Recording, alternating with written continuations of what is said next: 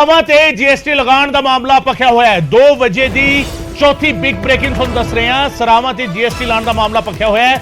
ਮੁੱਖ ਮੰਤਰੀ ਭਗਵੰਤ ਮਾਨ ਨੇ ਨਿਖੇਧੀ ਕੀਤੀ ਹੈ। ਕੇਂਦਰ ਤੋਂ ਫੈਸਲਾ ਫੌਰਨ ਵਾਪਸ ਲੈ ਜਾਣ ਦੀ ਮੰਗ ਕੀਤੀ ਹੈ। ਸਰਾਵਾਂ ਅੰਮ੍ਰਿਤਸਰ ਦੇ ਵਿੱਚ ਸ੍ਰੀ ਦਰਬਾਰ ਸਾਹਿਬ ਦੇ ਨੇੜੇ ਤੇੜੇ ਜਿਹੜੇ ਸਰਾਵਾਂ ਬਣਾਈਆਂ ਗਈਆਂ ਨੇ ਉਹਨਾਂ ਤੇ जीएसटी ਲਾਣ ਦਾ ਮਸਲਾ ਜਿਹੜਾ ਹੈਗਾ ਉਹ ਹੁਣ ਭਖਦਾ ਜਾ ਰਿਹਾ ਹੈ और खुद मुख्यमंत्री भगवंत मान ने इंटरवीन किया इस मसले से दखल दिता। उन्होंने केंद्र सरकार तो मंग की है कि यह फैसला जिहड़ा है वो वापस लिया जाए। निखेधी की है केंद्र सरकार के इस फैसले की। तुहानूं दस दईए अमृतसर के श्री दरबार साहब के आले दुआले SGPC वालों सरावां जिहड़ियां बनाईयां गईयां ने उन्हां दे दरबार साहब कंपलैक्स तो बाहरलियां सरावां ते 12% GST लाने का मसला है।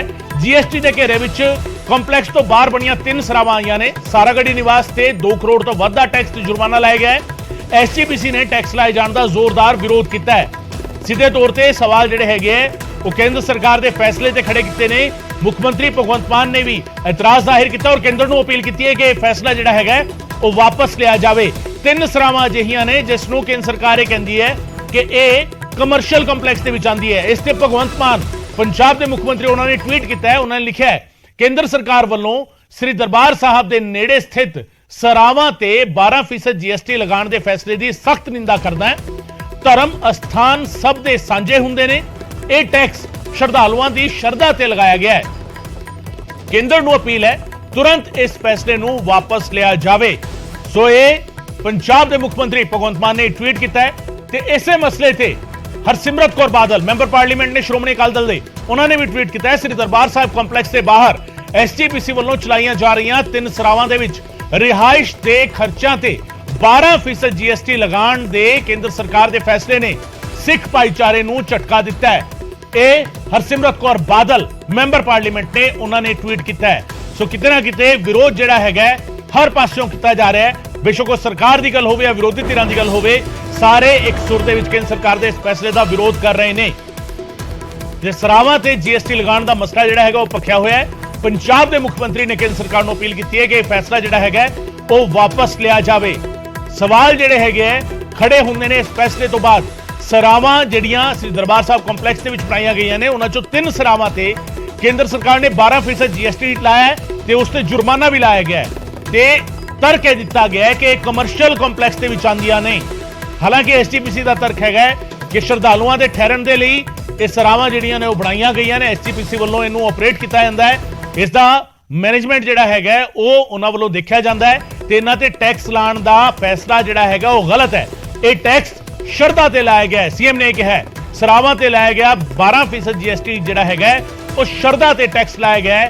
ये CM भगवंत मान ने कहा है ते नाल ही अपील की है केंद्र सरकार नूं कि यह फैसला वापस लिया जाए।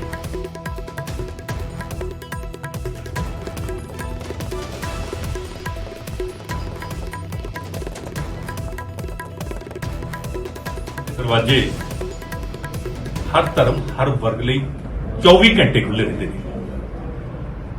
ਰਾਹਗੀਰਾਂ ਲਈ ਸਰਾਵਾਂ ਤੇ ਸ਼ਰਧਾਲੂਆਂ ਲਈ ਲੰਗਰ ਦਾ ਪ੍ਰਬੰਧ ਹਰ ਸਮੇਂ ਮਿਲਦਾ ਹੈ। ਇਹ ਸਿੱਖ ਧਰਮ ਦੀ ਇੱਕ ਵਿਲੱਖਣ ਰਵਾਇਤ ਵੀ ਹੈ। ਕੇਂਦਰ ਸਰਕਾਰ ਵੱਲੋਂ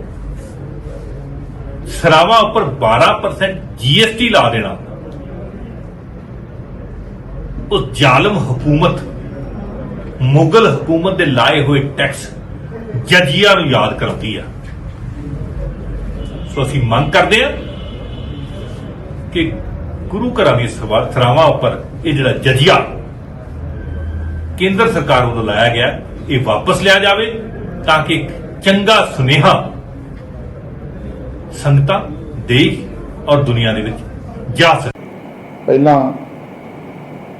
लंगरां ते GST लाई गई। हुण श्री गुरु गोबिंद सिंह जी ऐंदरी निवास माता भाग कौर निवास ਅਤੇ बाबा दीप सिंह निवास ਜਿਹੜੇ ਕਮਰੇ ਸੰਗਤਾਂ ਨੂੰ ਦਿੱਤੇ ਜਾਂਦੇ ਨੇ ਉਹਨਾਂ ਤੇ GST ਲਾਈ ਗਈ ਹੈ। ਇਹ ਇੱਕ ਹਿਸਾਬ ਨਾਲ संगतां ते नवा बोझ पा दिता गया। जे कह लिया जाए कि यह जजिया टैक्स आ तो यह कोई अतकथनी नहीं है।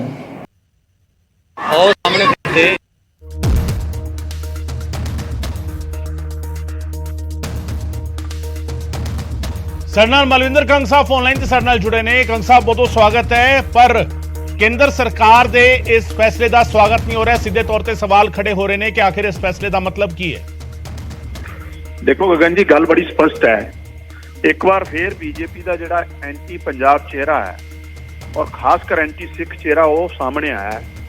ਇਹ ਤੇ ਕਹਿੰਦੇ ਸੀ ਵੀ ਅਸੀਂ ਜਿਹੜਾ ਹੈ ਜੀਐਸਟੀ, ਔਰ ਇਹਨਾਂ ਨੇ ਪ੍ਰਚਾਰਿਆ ਸੀ ਬੀਜੇਪੀ ਦੇ ਵੱਡੇ ਵੱਡੇ ਲੀਡਰ ਔਰ ਲਗਾਤਾਰ ਪ੍ਰਚਾਰ ਜੀਐਸਟੀ ਮਾਫ ਕਰਤਾ। ਜਿਹੜੇ ਗੁਰਦੁਆਰਾ ਸਾਹਿਬਾਨਾਂ 'ਚ ਔਰ ਜਿੱਥੇ ਇੰਨੇ ਲੱਖਾਂ ਦੀ ਤਾਦਾਦ ਸ਼ਰਧਾਲੂ ਹੁੰਦੇ ਆ, ਜਿੱਥੇ ਉਹਨਾਂ ਦੇ ਰਹਿਣ ਦਾ ਖਾਣ ਪੀਣ ਦਾ ਸੰਗਤਾਂ ਵੱਲੋਂ ਇੰਤਜ਼ਾਮ ਕੀਤਾ ਜਾਂਦਾ, ਉੱਥੇ ਇਸ ਤਰੀਕੇ ਦਾ ਜੀਐਸਟੀ ਲਾਉਣਾ ਇਹ ਜਜੀਆ ਟੈਕਸ ਤੋਂ ਵੀ ਘੱਟ ਨਹੀਂ ਹੈ। ਇਹ ਬੜਾ ਮੰਦਭਾਗਾ ਹੈ ਔਰ ਅਸੀਂ ਇਹਦਾ ਵਿਰੋਧ ਕਰਦੇ ਹਾਂ। ਕੇਂਦਰ ਸਰਕਾਰ ਨੂੰ ਇਮੀਡੀਏਟਲੀ ਇਹਨੂੰ ਵਾਪਸ ਲੈਣਾ ਚਾਹੀਦਾ।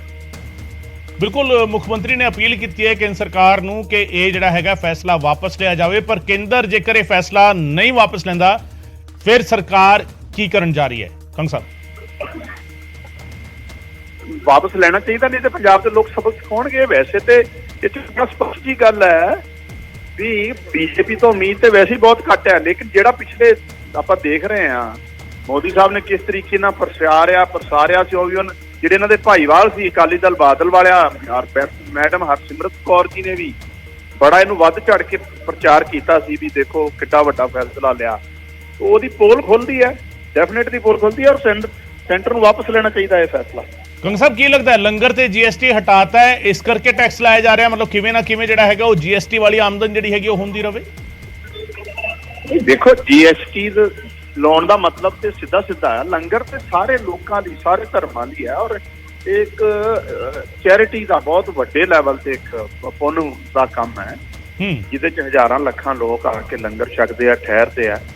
ਸੋ ਮੈਨੂੰ ਲੱਗਦਾ ਹੈ ਵੀ ਉਹਨਾਂ ਦੀਆਂ ਭਾਵਨਾਵਾਂ ਦਾ ਨੂੰ ਵੀ ਠੇਸ ਪਹੁੰਚੀ ਹੈ ਔਰ ਕਿਤੇ ਨਾ ਕਿਤੇ ਐਂਟੀ ਪੰਜਾਬ ਚਿਹਰਾ ਬੀਜੇਪੀ ਦਾ ਉਹ ਵੀ ਸਾਹਮਣੇ ਆਇਆ।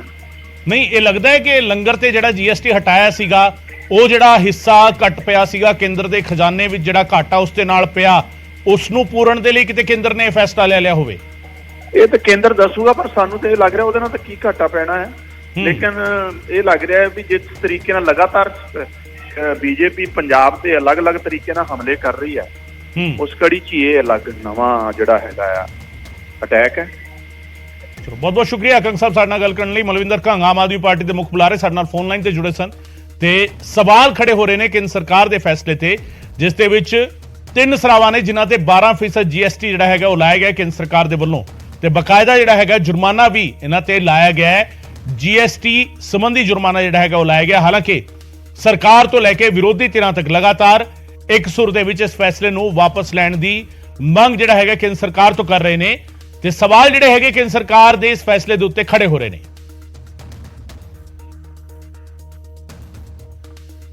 ਤੇ ਇਸ ਦੇ ਨਾਲ ਭਾਰਤੀ ਜਨਤਾ ਪਾਰਟੀ ਦਾ ਕੀ ਕਹਿਣਾ ਹੈਗਾ। ਭਾਰਤੀ ਜਨਤਾ ਪਾਰਟੀ ਦੇ ਪੰਜਾਬ ਦੇ ਆਗੂ ਹਰਜੀਤ ਗਰੇਵਾਲ ਕੀ ਕਹਿ ਰਹੇ ਨੇ ਇਸ ਪੂਰੇ ਮਸਲੇ ਦੇ ਉੱਤੇ, ਵੀ ਤੁਹਾਨੂੰ ਸੁਣਾਉਂਦੇ ਹਾਂ। ਸਾਹਿਬ 'ਚ ਸਰਾਵਾਂ ਦੇ ਉੱਪਰ ਜੀਐਸਟੀ ਲਾਗੂ ਹੋਈ ਆ, ਉਹ ਸਾਡੀ ਸਰਕਾਰ ਦੀ ਕੋਈ ਮਨਸ਼ਾ ਨਹੀਂ ਹੈ। ਪ੍ਰਧਾਨ ਮੰਤਰੀ ਜੀ ਗੁਰੂ ਘਰਾਂ ਦੇ ਲਈ ਸਭ ਤੋਂ ਜ਼ਿਆਦਾ ਅਗਰ ਸ਼ਰਧਾ ਰੱਖਦੇ ਆ ਤਾਂ ਗੁਰੂ ਘਰਾਂ ਦੇ ਲਈ ਰੱਖਦੇ ਆ ਔਰ ਖੁਦ ਜਾ ਕੇ ਨਤਮਸਤਕ ਹੁੰਦੇ ਆ। ਇਹ ਗੁਰੂ ਨਾਨਕ ਦੇਵ ਦਾ ਸੇਵਾ ਤੇ ਸਿਮਰਨ ਦਾ ਸਿਧਾਂਤ ਆ, ਕੋਈ ਕਮਰਸ਼ੀਅਲ ਆਰਗੇਨਾਈਜੇਸ਼ਨ ਨਹੀਂ ਹੈ, ਕੋਈ ਬਿਜ਼ਨਸ ਆਰਗੇਨਾਈਜੇਸ਼ਨ ਨਹੀਂ ਹੈ। ਇਸ ਕਰਕੇ ਇਹ ਆਦੇਸ਼ ਜਿਹੜਾ ਜਲਦੀ ਹੀ ਸਰਕਾਰ ਇਹਨੂੰ ਕਰੈਕਟ ਕਰ ਦੇਗੀ। ਇਹ ਅਧਿਕਾਰੀਆਂ ਦੀ ਜਾਂ ਬਾਕੀ ਲੋਕਾਂ ਦੀ ਗਲਤੀ ਆ ਜਿਹਦੇ 'ਚ ਇਹ ਹੋਇਆ, ਔਰ ਮੈਂ ਸਮਝਦਾ ਕਿ ਹੋਰ ਵੀ ਜਿਹੜੇ ਸੇਵਾ ਵਾਲੇ ਸਥਾਨ ਨੇ ਜਿੱਥੇ ਕੋਈ ਬਿਜ਼ਨਸ ਐਕਟੀਵਿਟੀ ਨਹੀਂ ਹੁੰਦੀ, ਉਹ ਬਾਕੀ ਧਰਮਾਂ 'ਤੇ ਵੀ ਇਸ ਤਰ੍ਹਾਂ ਦਾ ਇਹ ਲਾਗੂ ਹੋਣਾ ਚਾਹੀਦਾ। ਪਰ ਦਰਬਾਰ ਸਾਹਿਬ ਦੇ ਉੱਪਰ ਇਹ ਹੋਣਾ ਬੜੀ, ਮੈਂ ਸਮਝਦਾ ਕਿਸੇ ਅਧਿਕਾਰੀ ਦੀ ਗਲਤੀ ਹੈ, ਉਹ ਵੀ ਮੰਦਭਾਗੀ ਗੱਲ ਆ, ਅਤੇ ਉਹਦੇ ਲਈ ਅਸੀਂ ਮਾਫੀ ਵੀ ਚਾਹੁੰਦੇ ਹਾਂ ਔਰ ਇਸ ਨੂੰ ਵਾਪਸ ਵੀ ਸਰਕਾਰ ਲਏਗੀ ਅਤੇ ਉਹਨਾਂ ਦੇ ਧਿਆਨ 'ਚ ਜਿੱਦਾਂ ਹੀ ਇਹ ਆਉਣਾ ਅਤੇ ਵਾਪਸ ਸ਼੍ਰੀ ਹਰਿਮੰਦਰ ਸਾਹਿਬ ਦੇ ਆਸ-ਪਾਸ ਐਸਜੀਪੀਸੀ ਵੱਲੋਂ ਸੰਗਤ ਦੇ ਲਈ ਬਣਾਈਆਂ ਗਈਆਂ ਸਰਾਵਾਂ ਦੇ ਉੱਪਰ ਕੇਂਦਰ ਸਰਕਾਰ ਵੱਲੋਂ ਜੀਐਸਟੀ ਲਗਾ ਦਿੱਤਾ ਗਿਆ, ਜਿਸ ਦਾ ਐਸਜੀਪੀਸੀ ਵੱਲੋਂ ਵਿਰੋਧ ਕੀਤਾ ਜਾ ਰਿਹਾ। ਤਾਂ ਇਸ ਵੇਲੇ ਮੈਂ ਹਰਿਮੰਦਰ ਸਾਹਿਬ ਦੇ ਠੀਕ ਬਾਹਰ ਜੋ ਰਸਤਾ ਜਾਂਦਾ ਉੱਥੇ ਮੌਜੂਦ ਹਾਂ ਔਰ ਇੱਥੇ ਐਨਆਰਆਈ ਸਰਾਂ ਜੋ ਕਿ ਸ਼੍ਰੀ ਗੁਰੂ ਗੋਬਿੰਦ ਸਿੰਘ ਐਨਆਰਆਈ ਸਰਾਂ ਬਣਾਈ ਗਈ ਹੈ, ਜਿੱਥੇ ਦੇਸ਼ ਭਰ ਤੋਂ ਇਲਾਵਾ ਵਿਦੇਸ਼ਾਂ ਤੋਂ ਵੀ ਜਿਹੜੀ ਸੰਗਤ ਹੈ ਉਹ ਆ ਕੇ ਇੱਥੇ ਠਹਿਰਦੀ ਹੈ। ਤਾਂ ਇਹਨਾਂ ਸਰਾਵਾਂ ਦੇ ਉੱਪਰ ਹੁਣ ਸੰਗਤ ਨੂੰ ਜੋ ਹੈ ਉਹ ਜੀਐਸਟੀ ਯਾਨੀ ਕਿ ਟੈਕਸ ਜਿਹੜਾ ਉਹ ਵੀ ਦੇਣਾ ਪਏਗਾ। ਤਾਂ ਜਿਸ ਤਰ੍ਹਾਂ ਪਹਿਲਾਂ ਇਸ ਸਰਾਂ ਦੇ ਵਿੱਚ ਜੇਕਰ ਸੰਗਤ ਨੇ ਰੁਕਣਾ ਸੀ ਤਾਂ ਪਹਿਲਾਂ 700 ਰੁਪਇਆ ਦੇਣਾ ਪੈਂਦਾ ਸੀ, ਪਰ ਹੁਣ ਕੇਂਦਰ ਸਰਕਾਰ ਵੱਲੋਂ GST ਵੀ ਜੋ ਹੈ ਉਹ ਲਗਾ ਦਿੱਤੀ ਗਈ। ਸੰਗਤ ਵੀ ਸਾਡੇ ਨਾਲ ਹੈ। ਭਾਈ ਸਾਹਿਬ, ਤੁਸੀਂ ਕਿੱਦਾਂ ਦੇਖਦੇ ਹੋ ਇਹ ਸਰਾਂ ਜਿਹੜੀ ਆਮ ਸੰਗਤ ਦੇ ਲਈ ਬਣਾਈ ਗਈ ਹੈ, ਇਹਨਾਂ ਤੇ ਵੀ GST ਲਗਾ ਦਿੱਤੀ ਗਈ ਹੈ? ਇਹ ਵੈਸੇ ਬਹੁਤ ਗਲਤ ਇਹਨੇ ਕੀਤਾ ਹੈ ਕੇਂਦਰ ਸਰਕਾਰ ਨੇ। GST ਲਗਾਉਣ ਦਾ ਗੁਰੂ ਘਰ ਵਿੱਚ ਜਿਹੜੀ ਸਰਾਵਾਂ ਬਣੀਆਂ ਨੇ ਉਹਦੀ GST ਲਗਾਉਣ ਦਾ ਕੋਈ ਮਤਲਬ ਨਹੀਂ ਹੁੰਦਾ, ਕਿਉਂਕਿ ਸੰਗਤ ਉੱਤੇ ਵਿਚਾਰੀ ਪਰੇਸ਼ਾਨ ਹੋ ਗਈ ਕਿਸੇ ਤਰੀਕੇ ਆਉਂਦੀ ਹੈ ਦਰਸ਼ਨ ਕਰਨ ਗੁਰੂ ਰਾਮਦਾਸ ਜੀ ਦੇ ਘਰ ਦੇ, ਤੇ ਉਸ ਬਾਅਦ GST ਲਗਾਉਣ ਦਾ ਇਸ ਚੀਜ਼ ਦਾ ਗਲਤ ਹੈ ਨਾ ਕੀਤਾ ਸਰਕਾਰ। ਪਹਿਲਾਂ ਲੰਗਰ ਤੇ ਵੀ ਲਗਾਇਆ ਗਿਆ ਸੀ, ਉਸ ਦਾ ਵੀ ਵਿਰੋਧ ਹੋਇਆ। ਹਾਂ, ਉਹਦਾ ਵਿਰੋਧ ਹੋਇਆ ਤੇ ਹੁਣ ਵੀ ਇਹਦਾ ਵਿਰੋਧ ਅਸੀਂ ਕਰਨੇ ਆ ਜੀ ਭਾਈ ਸਾਹਿਬ, ਤੁਸੀਂ ਕੀ ਕਹਿਣਾ ਚਾਹੋਗੇ? ਸੰਗਤ ਜਿਹੜੀ ਆਮ ਇੱਥੇ ਰੁਕਦੀ ਹੈ, ਪਹਿਲਾਂ ਉਹਨਾਂ ਨੂੰ ਥੋੜੇ ਪੈਸੇ ਉਹਨਾਂ ਕੋਲ ਜਿਹੜੇ ਲਏ ਜਾਂਦੇ ਸੀ, ਪਰ ਹੁਣ ਕੇਂਦਰ ਸਰਕਾਰ ਨੇ GST ਲਗਾ ਦਿੱਤੀ ਹੈ। ਬਹੁਤ ਹੀ ਮਾੜਾ ਕੰਮ ਕੀਤਾ ਹੈ ਗੁਰੂ ਘਰ ਦੇ ਨਾਲ। ਇਹ ਹੋਣਾ ਹੀ ਨਹੀਂ ਚਾਹੀਦਾ। ਗੁਰੂ ਘਰ ਹੋਏ ਜਾਂ ਮੰਦਿਰੋਂ ਜਿੱਥੇ ਵੀ ਸਰਾਂ ਬਣੀ ਹੈ, GST ਦਾ ਕੋਈ ਮਤਲਬ ਨਹੀਂ ਹੁੰਦਾ।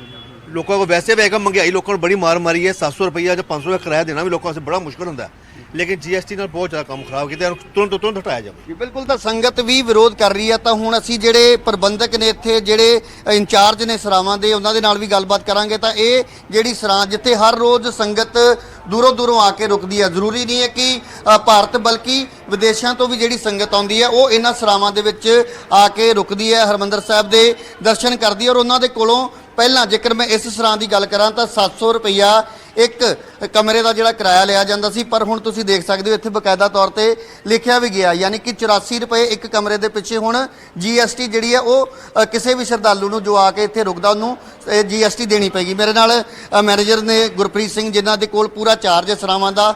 ਮੈਨੇਜਰ ਸਾਹਿਬ, ਸਭ ਤੋਂ ਪਹਿਲਾਂ ਤਾਂ ਇਸ GST ਦੇ ਫੈਸਲੇ ਨੂੰ ਤੁਸੀਂ ਕਿੱਦਾਂ ਦੇਖਦੇ ਹੋ? ਵਾਹਿਗੁਰੂ ਜੀ ਕਾ ਖਾਲਸਾ, ਵਾਹਿਗੁਰੂ ਜੀ ਕੀ ਫਤਿਹ। ਸ਼੍ਰੋਮਣੀ ਗੁਰਦੁਆਰਾ ਪ੍ਰਬੰਧਕ ਕਮੇਟੀ ਵੱਲੋਂ ਸੰਗਤਾਂ ਦੀ ਰਹਿਣ ਵਾਸਤੇ, ਸੰਗਤਾਂ ਦੀ ਸਹੂਲਤ ਵਾਸਤੇ 8 ਸਰਾਵਾਂ ਹਨ, ਜਿਨ੍ਹਾਂ ਦਾ ਸਾਨੂੰ ਫ੍ਰੀ ਪ੍ਰਬੰਧ ਵੀ ਕਰਨਾ ਪੈਂਦਾ ਸੰਗਤਾਂ ਦੀ ਸਹੂਲਤ ਵਾਸਤੇ। ਸਾਡਾ ਇਹ ਜਿਹੜਾ ਸਰਾਵਾਂ, ਇਹ ਸਾਡਾ ਕੋਈ ਬਿਜ਼ਨਸ ਨਹੀਂ, ਇਹ ਸੰਸਥਾਵਾਂ ਦਾ ਕੰਮ ਆ। ਸਾਡੀਆਂ ਸੰਸਥਾਵਾਂ 'ਚ ਕਿਰਾਇਆ ਬਿਲਕੁਲ ਨਾ ਮਾਤਰ ਹੁੰਦਾ। ਸਾਡੇ ਜਿਹੜੇ ਖਰਚੇ ਆ ਉਹ ਜ਼ਿਆਦਾ ਹੁੰਦੇ ਆ ਤੇ ਕਿਰਾਇਆ ਬਿਲਕੁਲ ਇਹ ਪੂਰਾ ਵੀ ਨਹੀਂ ਹੁੰਦਾ।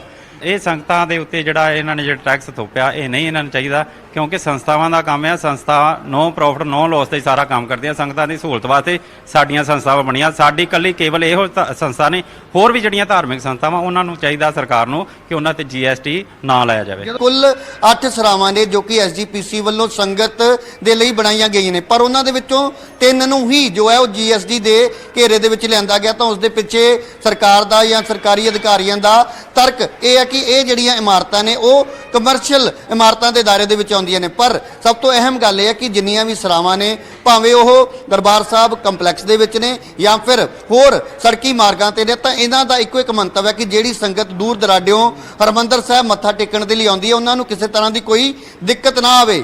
ਕੈਮਰਾਮੈਨ ਹਨੀਸ਼ ਕੁਮਾਰ ਦੇ ਨਾਲ ਰਾਜੀਵ ਸ਼ਰਮਾ, ਨਿਊਜ਼ 18 ਅੰਮ੍ਰਿਤਸਰ। ਤੇ 2 ਵਜੇ ਦੀ ਤੀਜੀ ਬਿਗ ਬ੍ਰੇਕਿੰਗ ਤੁਹਾਨੂੰ ਦੱਸ ਰਹੇ ਹਾਂ। CM ਭਗਵੰਤ ਮਾਨ ਆਪਣੀ ਪਤਨੀ ਦੇ ਨਾਲ ਆਪਣੇ ਪਿੰਡ ਸਤੋਜ ਪਹੁੰਚੇ ਨੇ। ਪਿੰਡ ਦੇ ਵਿੱਚ ਸ਼ਾਨਦਾਰ ਸਵਾਗਤ CM ਦਾ ਕੀਤਾ ਗਿਆ। ਪਹਿਲੀ ਵਾਰ ਸਹੁਰੇ ਪਿੰਡ ਗਏ ਨੇ ਡਾਕਟਰ ਗੁਰਪ੍ਰੀਤ ਕੌਰ ਤੇ CM ਭਗਵੰਤ ਮਾਨ ਆਪਣੀ ਪਤਨੀ ਦੇ ਨਾਲ